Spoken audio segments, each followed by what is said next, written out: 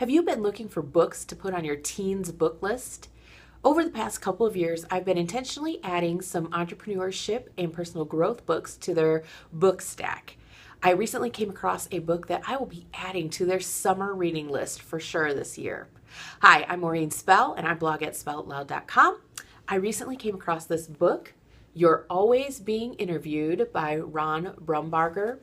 And I think this is a fantastic book to add to your high schoolers reading list, your college-age students, and if you are looking for work or entering the workforce or working at all, this is a great resource. So what's the big deal about it? This book combines practical tips about interviewing, but also about what a talent spotter is looking for. A talent spotter, Mr. Brumbarger says, is someone who is hiring or referring people to other friends for employment. So what do they actually look for? What should we be preparing for? What should our students be preparing for? This book covers it all. So what I really like about it is that it has practical tips combined with stories. Mr. Brumbarger has a whole list of knuckleheads, he calls them, and these are personal examples that he's come across through his years of being a business owner, and they're examples of, what not to do. He also throws in examples what to do. And so that combined with practical tips makes this a great book. It's divided into 7 chapters. The first chapter is on character, building, the next building personal brand, networking, communications, current event, etiquette, and interviewing. The premise of this book, though, is, you can't just prepare for an interview and look at an interview as being an event only, because it's not. You're always being interviewed. That means it's a lifestyle.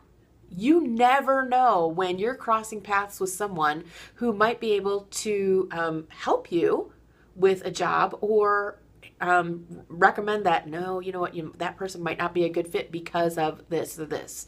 This is the whole idea of relational capital. It's building that equity with the people that you are, who are in your network.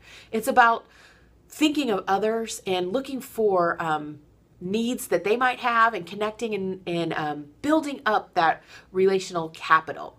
And I think that is an important concept that our teens and our college students and people who are looking for employment or working with business professionals or wanting to be a business professional, an inspiring entrepreneur, anyone who's working with people. This book has great tips. It's an easy read, and it doesn't necessarily go in depth on specific topics, but it gives a nice overview with some nuggets of truth that you can implement right away.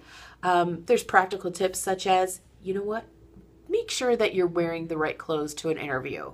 And make sure that you come on time or even a few minutes early. Make sure you know what the person or the company that you're looking at actually does.